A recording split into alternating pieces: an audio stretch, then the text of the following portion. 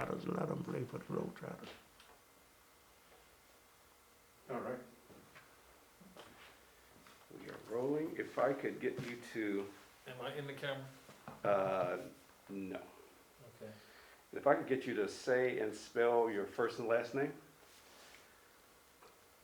Elbert, Daniels, And could you say it for me? Elbert Daniels. Okay. And then you'll just look at him as you answer your questions. And we are rolling, and anytime. Hello, sir. So just relax. I'm Brad. I'm going to be your interviewer. Okay? And none of these questions are complex or difficult or anything like that. Could you tell me, what was it like growing up in Lincoln Heights? Oh, it was real good for me. Hell, I've been there all my life practically, maybe 2 or 3 years when I first married. And the good thing I left when I first married, I never would have got the job at GE if I hadn't have done that. They never would have hired me. They just said I had a bad heart and wouldn't give me. But living with a Wyoming address, and the guy that done the hiring lived in Wyoming. So, and my father-in-law served parties for the guy in Wyoming. So that's how I got my job at GE in the 51. Yeah. How would you describe Lincoln Heights community and the people who live in, your people who live in Lincoln Heights? How would you describe it? It's pretty rough over the years, and with things I've been involved in.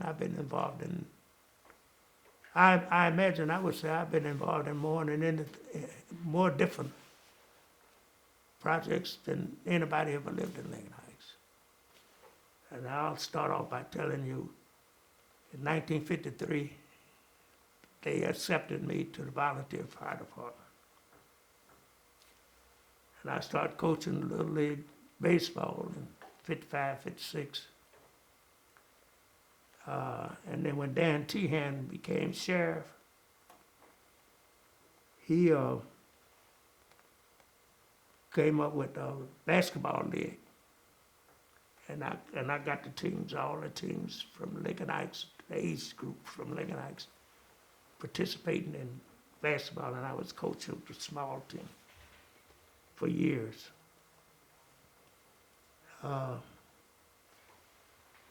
While I was on doing that, I had to quit that for a while because in 1960, I believe it was, I got elected to the Lincoln Heights Board of Education.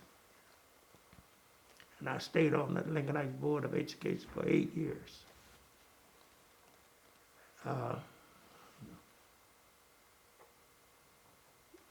From that, I guess I didn't do that much because I was participating a lot in my Masonic Lodge. I was running in different positions for that. And then in the middle 70s, I can't think of what year it was, I got elected as the city auditor of Lincoln Heights and stayed there for 3 years, and we changed the form of government from strong mayor type to city manager type. So you didn't need no auditor from then. And then I became the vice mayor, then a councilman, then I lost the election and I didn't run no more. So that's about the honest.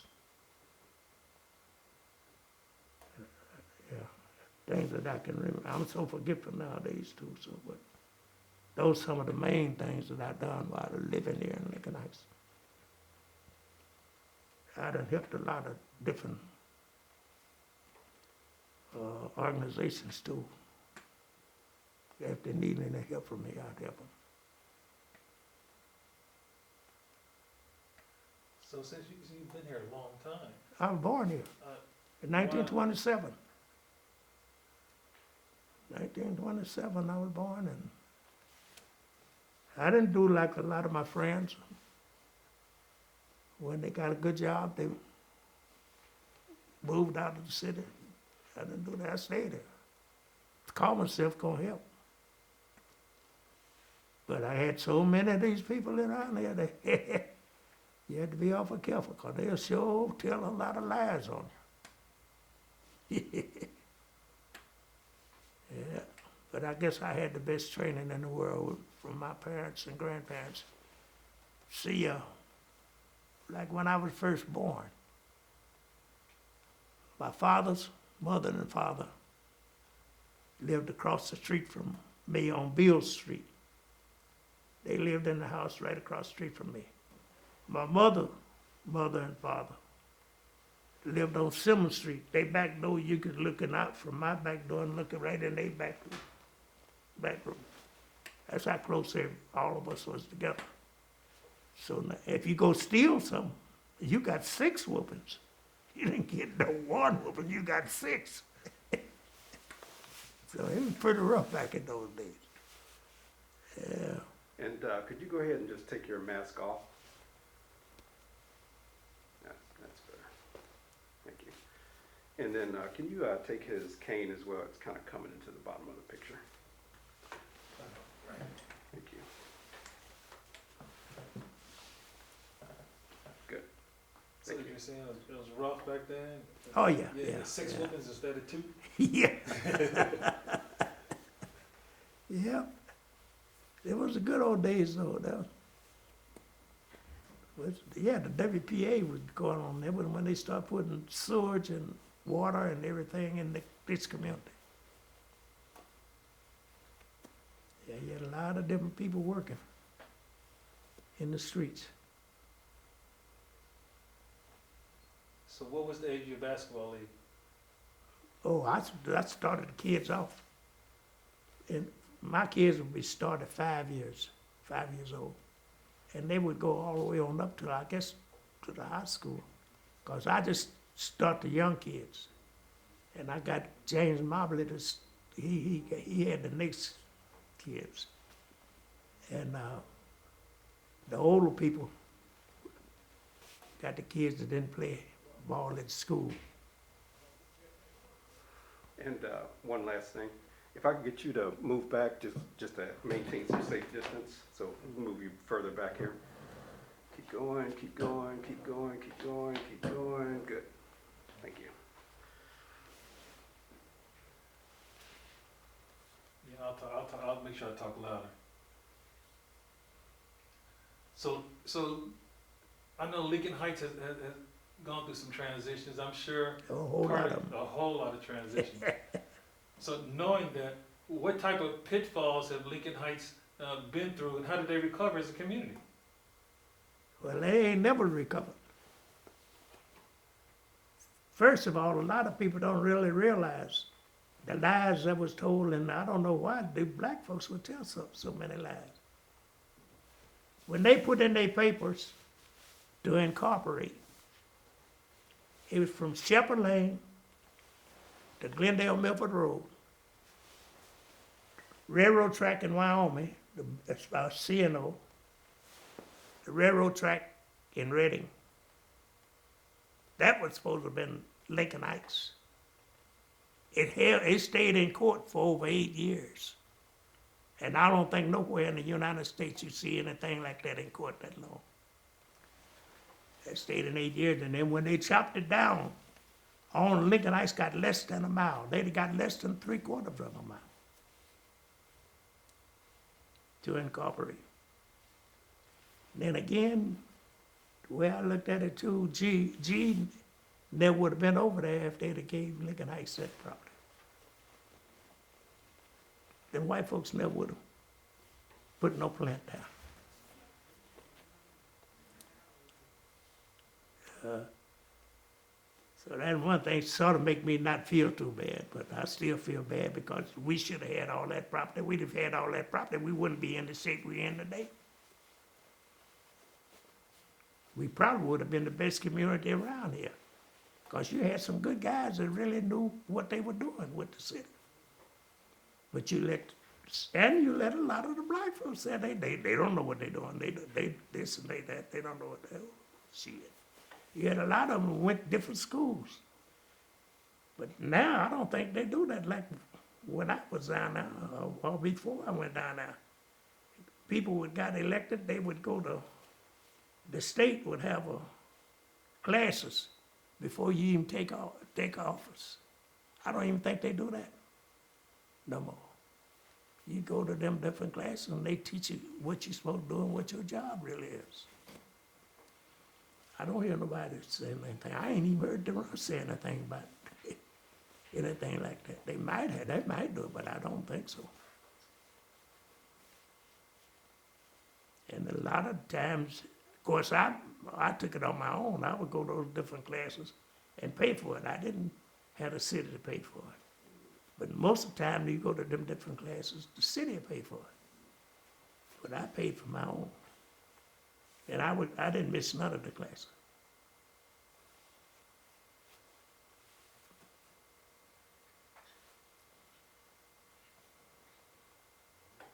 So, but when I left, I left too. I didn't, well, I got hold of the liquor store.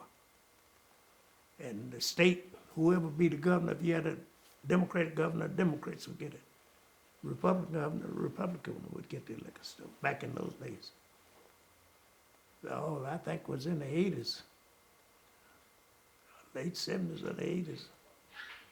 I got a chance to, me and Herman Dancer got the liquor store.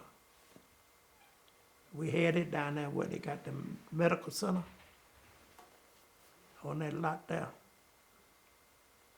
And when they bought the medical center, they moved us out.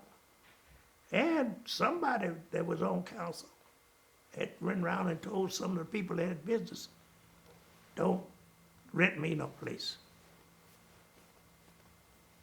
So I didn't fight it. All my kids was grown. So I didn't fight it. I let them have their way. But what they stopped to fail to realize, the last 2 years we had the liquor store. The city of Lincoln Heights got more than $40,000 each year for tax money from the liquor we sold. They got way more money than what we got, and we were doing the work. And but at that time, the rumors was out that some of the city officials thought they could get the liquor store, but they didn't know it was already set up for Redding to take over that store. So I didn't do no arguing with it, and Herman didn't do no arguing, and Herman was on council at that time. We just went on and let it go, let them have it. They think they knew everything. And that hurt the community. Because at that time, them last 2 years, that was enough for them to pay the chief of police his yearly salary.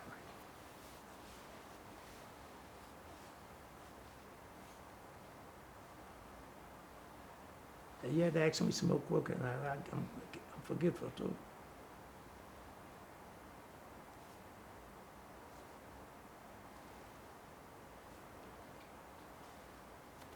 I know that currently that there's issues about the gun range. So what now? The gun range. The gun range. Oh, the gun range, I was involved with that for a while, and we thought we had it. What was that guy's name? He was a state rep, but he didn't have no college experience. But he was a heck of a union man. He was a white dude, and his brother was the mayor of Cincinnati at that time. And we thought we had it settled. But it didn't go through, it failed, and they killed that guy too. That rep, he didn't live long after that. He thought he was doing a good job. But somebody turned against him, and I never could find out who it was. And the Cincinnati police kept that range up there. I would like to see for somebody to go check it out, see how many kids from this area are in prison on account of that range up there. And ain't no doubt in my mind, I know 3 or 4, but I believe it's way more than that. from the, from back to years back. Cause if this had been a white community, ain't nowhere in the hell that a gun range would have been up there. Not like it is. They could keep it up there, but make it like they got the school, what's that? Oak Hills or whatever that school is up there. Cause I went up there and got my license from going to class up there to learn all about what you need to know. So do you think that the relationship between the police and the community is a good one? Or there's still a lot of friction in the relationship? You talking about for the police range? Yes. No, it ain't no good one, Community cause they know better than that. They know that guns, shooting them guns, they gonna create problems on somebody with weaker mind. I would say a weaker mind, it might not be, but a lot of kids gonna do a lot of things anyway, but that's a bad thing for that gun range to be there. I always did been fighting against it. I ain't never liked that. Cause it wasn't that bad when I was a kid, that deaf and dumb school, they own all that property. And on this side where they got that gun range and all that stuff, used to be cows and horses and calves and hogs and stuff where that deaf and dumb school ran a great big farm. Cause we had a cow when I lived there on Beale Street. We had a cow and we had hogs. And we would carry our cow up there to the deaf and dumb school every 3 years so he could mate and have a calf. That's what it was that's the way it was when I was a kid. See, all that shooting stuff wasn't going on up there. But it would start going up there later on when the deaf and dumb start selling all that property.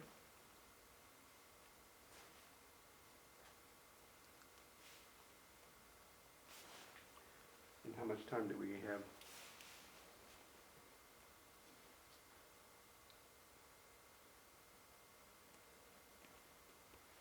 I was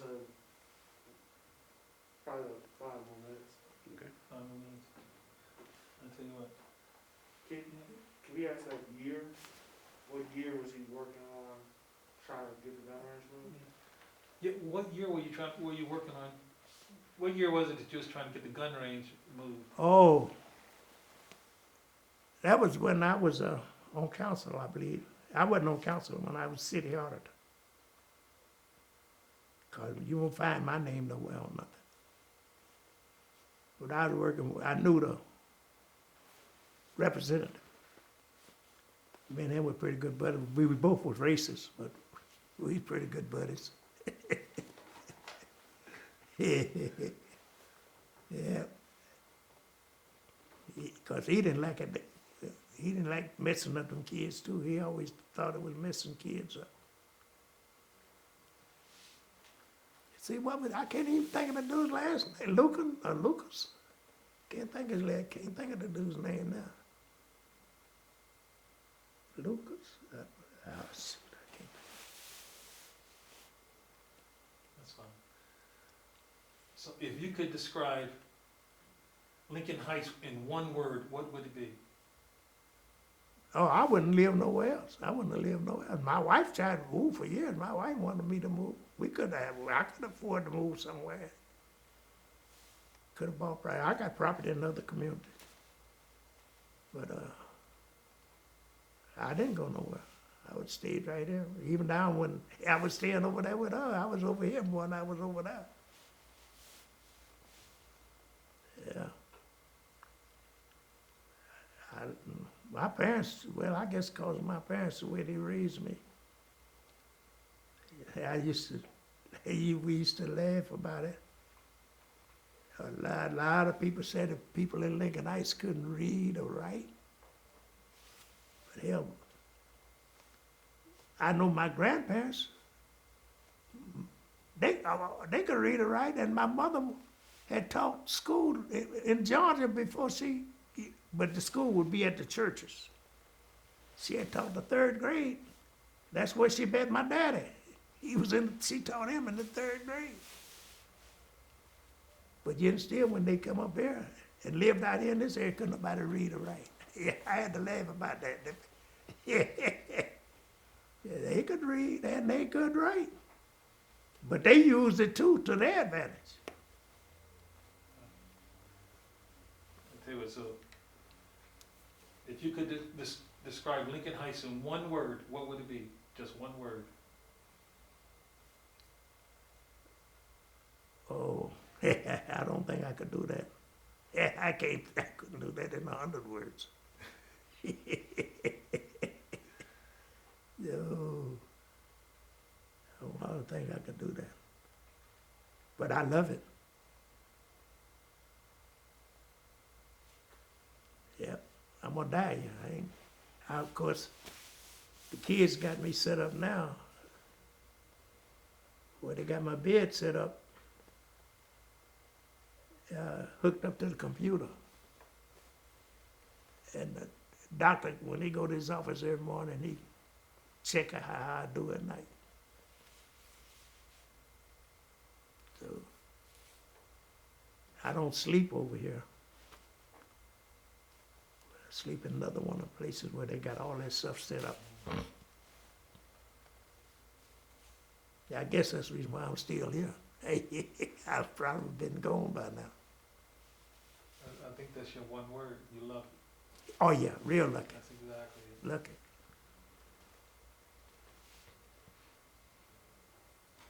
Yeah. Yes, sir. Good.